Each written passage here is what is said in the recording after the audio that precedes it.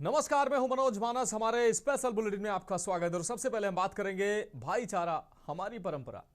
राष्ट्रीय स्वयंसेवक संघ प्रमुख मोहन भागवत ने एक कार्यक्रम के दौरान कहा कि झगड़ा या विवाद करना हमारे देश का स्वभाव नहीं और भाईचारा सामूहिक सद्भाव हमेशा से भारत की परंपरा रही है। नागपुर में आयोजित एक कार्यक्रम में अपने संबोधन के दौरान मोहन भागवत ने यह बात कही। उन्होंने कहा कि भारत का राष्ट्रवाद का विचार बुनियादी तौर पर पश्चिमी विचार से अलग है। संघ प्रमुख ने कहा कि हमारी किसी के साथ बहस नहीं होती, हम विवादों से दूर रहते हैं। झगड़ा करना हमारे देश का स्वभाव ही नहीं है। मिलजुल कर रहना और भाईचारे को बढ़ावा देना ही हमारी परंपरा रहा है। भागवत ने कहा कि दुनिया के अन्य हिस्से संघर्षों से भरे हालात में बने हैं।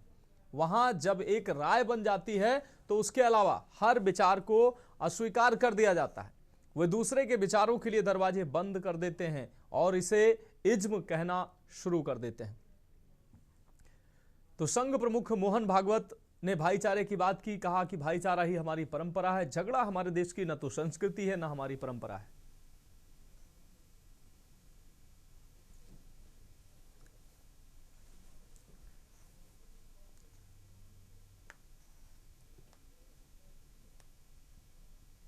भाईचारा ही हमारी परंपरा है, झगड़ा करना हमारे स्वभाव में नहीं।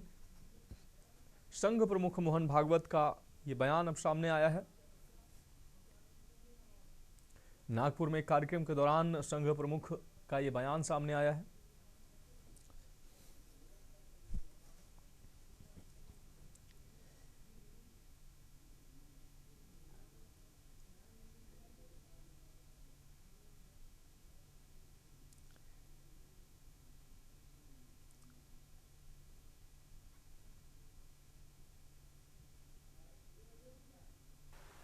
और हमारे यहाँ जो राष्ट्र है वो कल्पना एकदम भिन्न है, उनकी नेशन की कल्पना एकदम भिन्न है। तो हमारे राष्ट्र को क्या कहना उनकी समझ में नहीं आया, तो उसके जैसा क्या है नेशन, तो नेशन बना दिया, तो नेशनलिज्म हो गया। अब हम अपने शब्दों को तो नहीं जानते, उनके शब्दों को जानते हैं, तो उन्होंने राष्ट्र को नेशन बना दिया, हम नेशन कहते हैं और नेशनलिज्म कहते हैं। भाई हमारे यहाँ राष्ट्र ये बात का विषय है ही नहीं। अपना राष्ट्र है, प्राचीन काल से है, चल रहा है।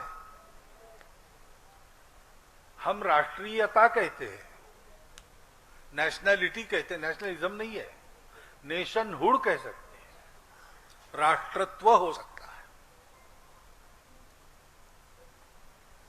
लेकिन राष्ट्रवाद कहने से उधर की नेशनलिज्म की परंपरा आती है, जिसमें इस प्रकार के नेशनलिज्म के कारण 2 महायुद्ध हुए, संवार हुआ। राष्ट्र का अहंकार यही कारण बना, इसलिए वहां डरते भी है लोग नेशनलिज्म शब्द से। लेकिन हमारे यहां ऐसा हुआ नहीं।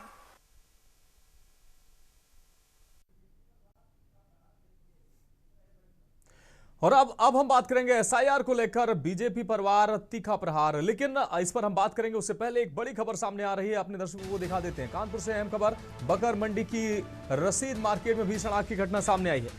कानपुर के बकर मंडी की रसीद मार्केट में यह भीषण अग्निकांड की घटना सामने आई है।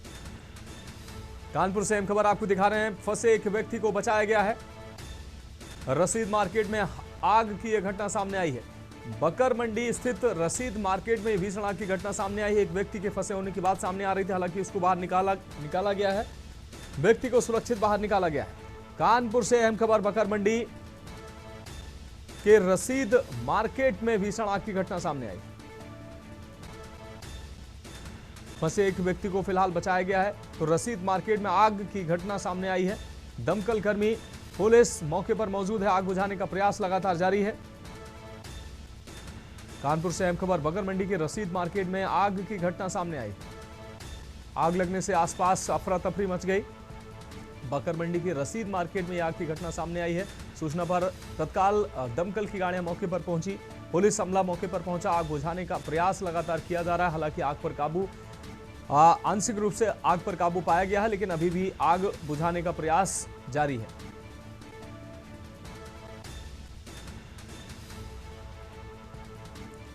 कानपुर से अहम खबर, बकर मंडी की रसीद मार्केट में भीषण आग की घटना सामने आई।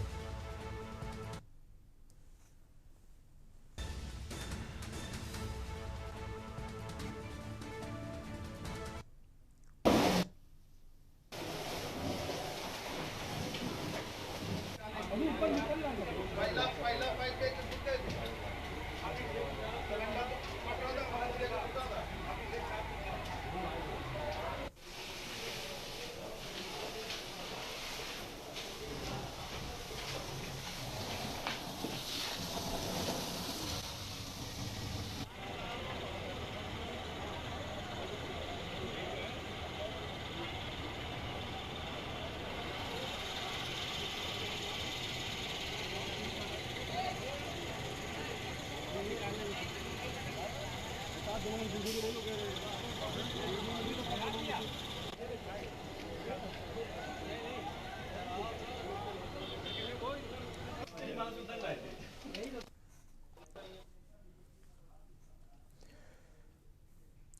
अब हम बात कर रहे हैं एसआईआर को लेकर बीजेपी पर वार तीखा प्रहार। सपा प्रमुख अखिलेश यादव ने कहा कि बीएलओ पर जबरदस्ती का वर्क प्रेशर दिया जा रहा है। एसआईआर के लिए भाजपा को इतनी जल्दबाजी क्यों है? यूपी में लगातार शादियां हो रही हैं, इस समय सब लोग व्यस्त हैं, लेकिन इनको इससे मतलब नहीं है। फार्म भरने के लिए नगर निगम के सफाई कर्मियों को सहायक बनाया गया है। बताया कि कल मैं फतेहपुर गया था, वहां मुझे पता चला कि सुपरवाइजर पर सरकार दबाव बना रही थी, इस वजह से आत्महत्या कर ली।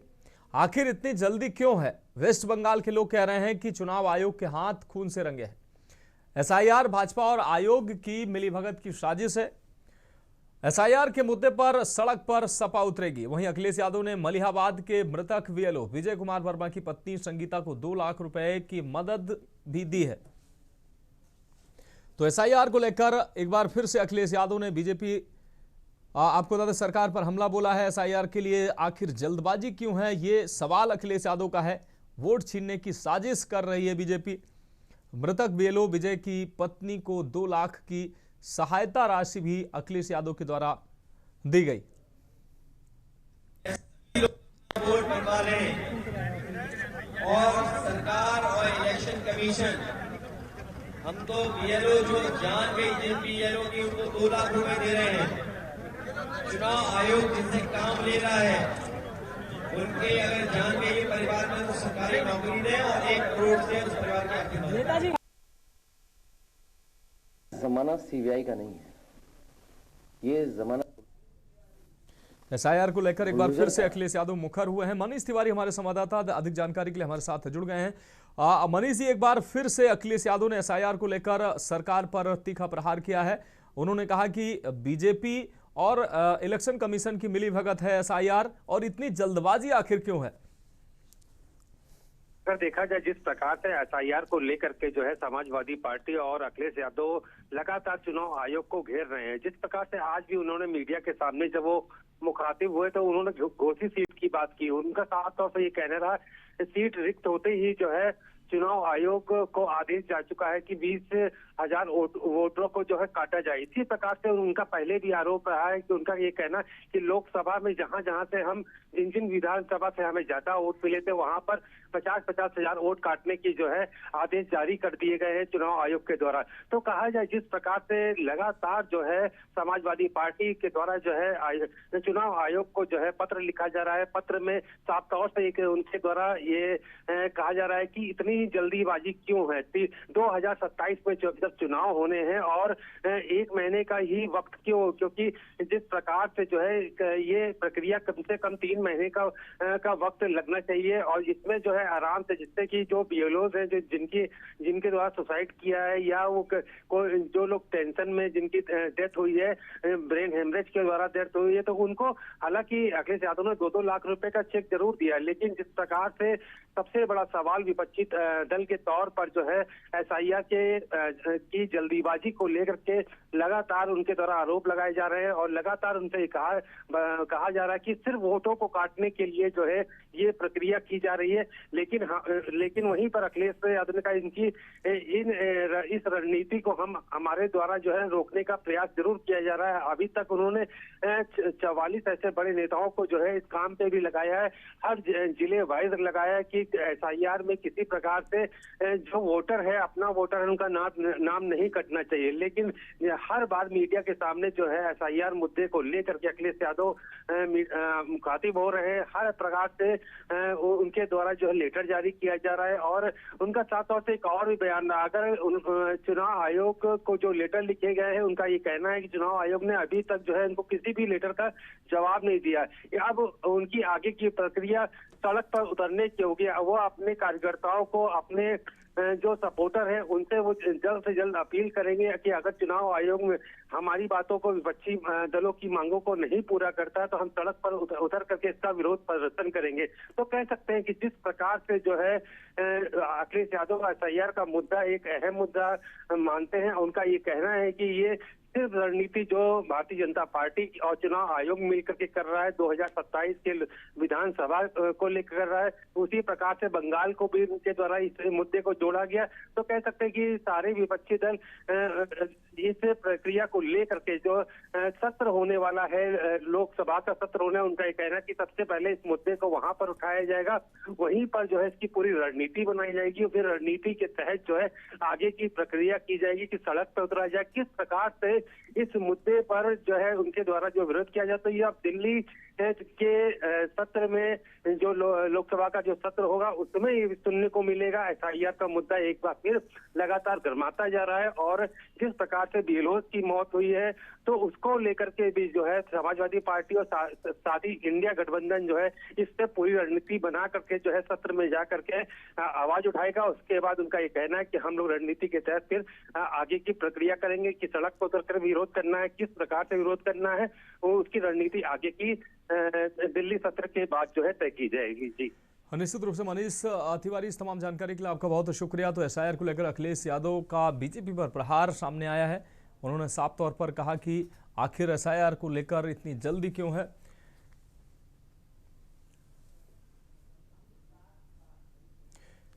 ये वोट छीनने की साजिश उन्होंने साफ तौर पर करार दिया। और अब हम बात करेंगे हम साथ साथ कर्नाटक में मुख्यमंत्री की कुर्सी को लेकर चल रही खींचतान के बीच आज सुबह सीएम सिद्धारमैया और डिप्टी सीएम डीके शिवकुमार ने साथ में ब्रेकफास्ट किया। 1 घंटे बाद दोनों नेताओं ने ज्वाइंट प्रेस कॉन्फ्रेंस की। सिद्धारमैया ने कहा कि हमारे बीच कोई मतभेद नहीं है और ना ही भविष्य में होगा, हम साथ में मिलकर काम करेंगे। वहीं डीके शिवकुमार ने कहा कि हाईकमान जो भी कहेगा हम उसका पालन करेंगे और कोई ग्रुप नहीं है, मैं मुख्यमंत्री के साथ हूं, कर्नाटक के विकास को प्राथमिकता देंगे। दरअसल दोनों नेताओं की ये मुलाकात हाईकमान के आदेश के बाद हुई है। पिछले 15 दिनों से दोनों गुटों के कार्यकर्ता अपने अपने नेताओं को सीएम पद पर देखना चाह रहे हैं। 2023 में जब कांग्रेस की सरकार बनी थी तब मुख्यमंत्री पद के लिए 2.5 साल की डील हुई थी, लेकिन सिद्धारमैया समर्थक इसे नकारते आए हैं। वहीं पार्टी की तरफ से इसकी पुष्टि नहीं हुई थी। तो सिद्धारमैया और डीके शिवकुमार ने संयुक्त प्रेस कॉन्फ्रेंस की। उसमें संदेश देने का प्रयास किया कि कोई भ्रम नहीं है, कोई मतभेद नहीं है। नेतृत्व परिवर्तन की अटकलों पर इस प्रेस कॉन्फ्रेंस के माध्यम से विराम लगाया। तो दोनों नेताओं के समर्थक मुख्यमंत्री बनाने की मांग कर रहे थे। एक तरफ सिद्धारमैया के समर्थक जो हैं वो उनको मुख्यमंत्री बनाए रखने की बात कर रहे हैं, दूसरी तरफ डीके शिवकुमार के समर्थक जो उनको मुख्यमंत्री देखना चाहते थे, इसको लेकर भ्रम की और मतभेद की स्थिति तमाम चल रही थी। अब इसको लेकर अटकलों का जो बाजार गर्म था उस पर विराम लगाते नजर आए हैं सीएम सिद्धारमैया और डीके शिवकुमार ने एक साथ प्रेस कॉन्फ्रेंस की है, साथ में ब्रेकफास्ट किया और नेतृत्व परिवर्तन की जो अटकलें थीं उस पर विराम लगा दिया।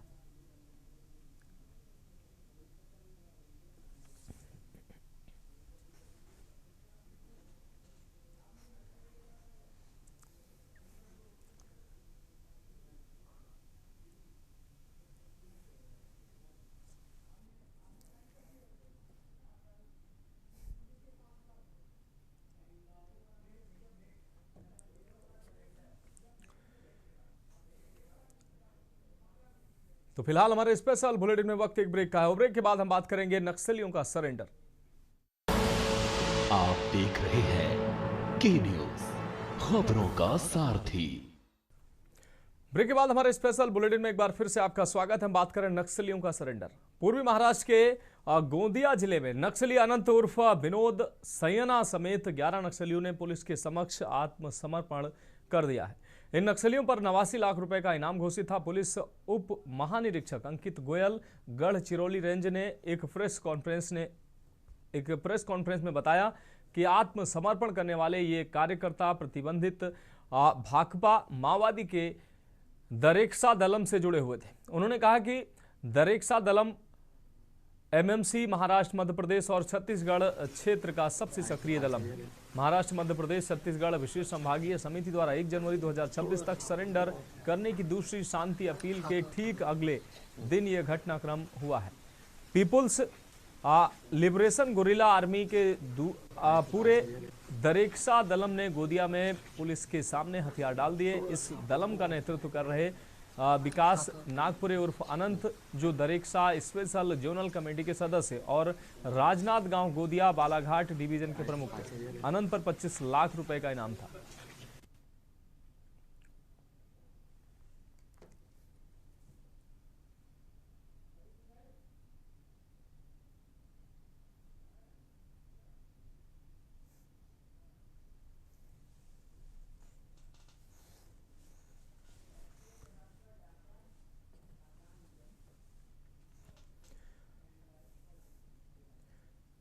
और अब हम बात करेंगे बच्चों के हक पर डाका खाद्यान्न जब्त। एटा जिले के सिकोआबाद रोड स्थित गल्ला फड पर प्रधान की शिकायत पर 4.5 कुंटल स्कूली बच्चों को बांटने वाला खाद्यान्न पकड़ा गया है। सीतलपुर विकासखंड के गाजीपुर पहोर प्राथमिक विद्यालय की शिक्षिका पर खाद्यान्न बिक्री कराने का गंभीर आरोप लगा है। सूचना मिलने के बाद खंड शिक्षा अधिकारी सीतलपुर दीप्ति गुप्ता मौके पर पहुंची, जिन्होंने करीब 10 कट्टे चावल वजन करीब 4.5 कुंटल जब्त कर जांच पड़ताल शुरू कर दी। दरअसल स्कूली बच्चों की थाली में परोसे जाने वाला ये खाद्यान्न बिक्री के लिए एटा लाया गया था। ग्राम प्रधान की शिकायत पर इसको पकड़ा गया और खंड शिक्षा अधिकारी ने जांच पड़ताल शुरू कर दी। सरकारी विद्यालय की शिक्षिका अलका चौहान और आंगनबाड़ी कार्यकर्ती पर चावल बिक्री करने का गंभीर आरोप लगा है। वाहन चालक ने जानकारी देते हुए बताया कि आंगनबाड़ी ने स्कूल के मैडम से बात करके ये चावल भेजा है। गाजीपुर पहोर विद्यालय से इसको लाए हैं। हेडमास्टर अलका चौहान ने कहा कि चावल खराब हो रहा है, इस चावल को ले जाओ। ग्राम प्रधान शेखर कुशवाहा ने जानकारी देते हुए बताया कि ग्राम गाजीपुर पहोर से चावल बिकने आ रहा था। एटा में मुझे सूचना मिली, मेरा ही घर विद्यालय के पास है। जब मैंने गाड़ी देखी तो पूछा कहाँ ले जा रहे हो। जब मैंने पीछा किया तो देखा सरकारी चावल है। प्राइमरी विद्यालय के हेडमास्टर से कहकर इस सरकारी चावल को बेचा गया है। मामले पर खंड शिक्षा अधिकारी दीप्ति गुप्ता ने जानकारी देते हुए बताया कि ग्राम प्रधान की सूचना पर पहुंची करीब 4.5 कुंटल चावल हैं। आंगनबाड़ी के पति पर आरोप है, जिसकी जांच की जा रही है। 4.5 कुंटल चावल है और ये जानकारी प्रधान जी के द्वारा मिली है कि ये स्कूल का एमडीएम का खाद्यान्न है। तो अभी मैं पूरी तरीके से जांच नहीं कर पाई हूँ। जैसे ही जांच करूंगी और जो भी दोषी होगा उसको डेफिनेटली किसका नाम सामने आ रहा है, कौन बिकवा रहा है? ये अभी तो आंगनबाड़ी के हस्बैंड का नाम सामने आया है, बट अभी जब तक पूरी जांच नहीं होगी तब तक मैं क्लियर नहीं विद्यालय का मामला है ये गाजीपुर पहोर। जो एमडीएम का राशन होता है वो बिकने आया था। गाड़ी में मैंने देखा गाँव में, मेरा ही घर विद्यालय के पास है। जब मैंने गाड़ी देखी, मैंने उससे पूछा ये क्या ले जा रहे हो? कुछ नहीं ले जा रहे। इसके पीछे हम आए, उसने यहाँ खलाया, जमीन पर डाला तो हमने देखा ये चावल है। कितना राशन और कहाँ से लेकर आ रहे थे? ये प्राथमिक विद्यालय गाजीपुर पहुर से लेके आ रहे थे। ये राशन कम से 4 कुंटल या 5 कुंटल समथिंग है।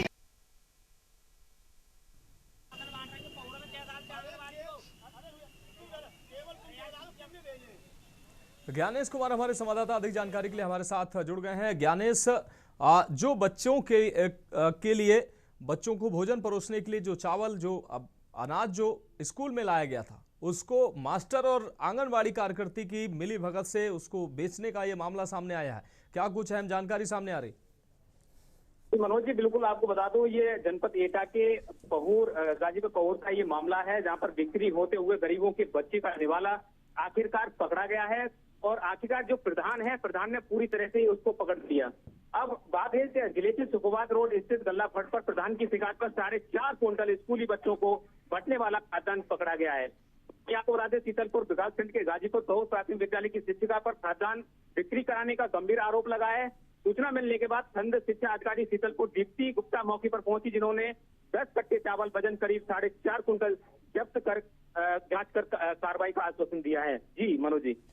हाँ बिल्कुल ज्ञानेश, इस तमाम जानकारी के लिए आपका बहुत शुक्रिया। तो शिकायत पर गल्ला फड़ पर चावल पाया गया, लगभग 4.5 कुंटल चावल बरामद हुआ है। स्कूली बच्चों के भोजन के लिए, एमडीएम के लिए ये चावल स्कूल में उपलब्ध कराया गया था, लेकिन इस बच्चों के निवालों पर किस तरीके से डाका डाला गया है ये आप देख सकते हैं। और अब बात करेंगे प्रदूषण के हालात, पक्षियों का ख्याल। खबर बाराबंकी से, जहां जनपद में 2.25 हेक्टेयर से ऊपर के 400 वेटलैंड्स हैं, जहां प्रवासी पक्षियों की बड़ी संख्या में आगमन होता है। दिल्ली एनसीआर में बढ़ रहे प्रदूषण और खराब हो रही एयर क्वालिटी को ध्यान में रखते हुए वन विभाग द्वारा एक सराहनीय पहल की जा रही है। जनपद के नागरिक ही नहीं बल्कि अन्य जीवों एवं पक्षियों आदि का भी ध्यान रखते हुए 2 एविएंट एयर क्वालिटी मॉनिटरिंग सिस्टम लगाया जाएगा, जिसमें वन विभाग के कार्यालय में लगेगा, वहीं दूसरा नगर पालिका कार्यालय में लगाया जाएगा, जिसके द्वारा 24 घंटे प्रति घंटे के आधार पर एयर क्वालिटी की मॉनिटरिंग की जाएगी। इस सिस्टम पर कार्य करने के लिए 2 जूनियर रिसर्च फेलो भी नियुक्त किए जाएंगे, जो कि इसका पूरा डेटा कलेक्ट कर रिपोर्ट संभागीय प्रभागीय वनाधिकारी को सौंपेंगे, जिससे AQI पर नजर रखी जा सके और लोगों के साथ साथ वन्य जीव एवं प्रवासी पक्षी जो वेटलैंड्स पे आते हैं वे भी सुरक्षित महसूस करें एवं वेटलैंड्स पर उनका आगमन किसी प्रकार से बाधित ना हो।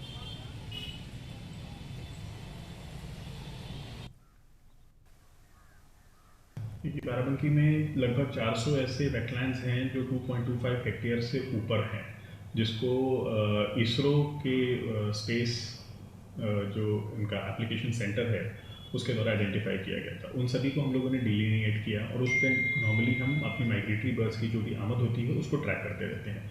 एयर क्वालिटी इंडेक्स की जहाँ तक आपने बात करी है, we are in the final stages. हम लोग अब 2 ambient air quality monitoring systems जो है वो बाराबंकी में लगा रहे हैं। एक हमारे यहाँ पे फॉरेस्ट डिपार्टमेंट के ऑफिस में और एक संबंधित नगर पालिका जो है बाराबंकी की नवाबगंज, उसके कार्यालय में भी एक स्थापित की जाएगी, जिसके साथ साथ में एक उसका डेटा कलेक्ट करने के लिए जूनियर रिसर्च फेलोज भी आएंगे। राहुल त्रिपाठी हमारे संवाददाता अधिक जानकारी के लिए हमारे साथ जुड़ गए हैं। राहुल, दिल्ली में प्रदूषण और जहरीली हवा को देखते हुए बाराबंकी में पक्षियों को, आम जनमानस के साथ साथ पक्षियों को शुद्ध वायु मिल सके, इसके लिए अब AQI जो मापक यंत्र है वो बाराबंकी में लगाने की तैयारी की जा रही, ताकि प्रदूषण को मापा जा सके। क्या कुछ अहम जानकारी सामने आ रही? बिल्कुल, इसमें ये जो 2 ambient air quality monitoring system लगाया जा रहा है, जैसा कि आपको पता होगा कि दिल्ली में देखा जा रहा है हवा काफी खराब हो चुकी है, सर लखनऊ में भी ये मॉनिटरिंग सिस्टम लगा हुआ है, लेकिन जनपद बाराबंकी में अभी तक ऐसा कोई सिस्टम नहीं था, जिसकी पहल करते हुए DFO के द्वारा ये 2 मॉनिटरिंग सिस्टम लगाए जा रहे हैं, जो कि एक वन विभाग के ऑफिस में लगेगा और एक मॉनिटरिंग सिस्टम नगर पालिका के क्षेत्र में लगेगा, जिसको चलाने के लिए भी 2 लोग नियुक्त रहेंगे, जो प्रति घंटा इस पर निगरानी करते रहेंगे और जो एयरक्वालिटी होती है इसकी जानकारी विभाग में देते रहेंगे, ताकि किसी प्रकार से इस पर जो भी आवश्यक कार्रवाई है वो की जा सके। क्योंकि जो DFO की प्राथमिकता है वो ये है कि जनपद बाराबंकी में लगभग 2.5 हेक्टेयर से अधिक के 400 से ज्यादा वेटलैंड्स हैं, जहां पर प्रवासी पक्षी आते हैं और उनकी जो मतलब आगमन होता है वो किसी तरह से घटने ना पाए, जो कि पहले के मुकाबले देखा जाए तो अब वो कुछ कम माना जा रहा है, जिसको कंट्रोल करने के लिए और उनकी सुगमता के लिए, एयर क्वालिटी को सही रखने के लिए इस प्रकार का ये स्टेप लिया जा रहा है, जिसको काफी सराहनीय माना जा सकता है। हाँ बिल्कुल राहुल, इस तमाम जानकारी के लिए आपका बहुत शुक्रिया। तो प्रवासी पक्षियों की बड़ी संख्या में आगमन है, इसको देखते हुए अब विभाग ने यह अहम कदम उठाया है। लोगों के साथ साथ प्रवासी पक्षियों की भी सेहत को ध्यान में रखते हुए ये महत्वपूर्ण कदम उठाया गया है। तो दिल्ली में बड़ा प्रदूषण, हवा जहरीली हो रही है और प्रदेश के तमाम जनपदों में यही हालत, यही सूरत हाल बनी हुई है। बाराबंकी में इसको देखते हुए एक महत्वपूर्ण पहल की गई है, खासकर प्रवासी पक्षियों की सेहत और उनके आगमन को देखते हुए ये कदम उठाया गया है। अब न सिर्फ लोगों की सेहत से जुड़ी जानकारी इससे सामने आएगी कि इसकी कितना AQI है और इससे ये भी पता चलेगा कि पक्षियों के लिए क्या मौसम अनुकूल है या नहीं है। फिलहाल अभी के लिए स्पेशल बुलेटिन में मेरे साथ इतना ही, मुझे दीजिए इजाजत और आप देखते रहिए के न्यूज इंडिया। आप देख रहे हैं के न्यूज, खबरों का सारथी।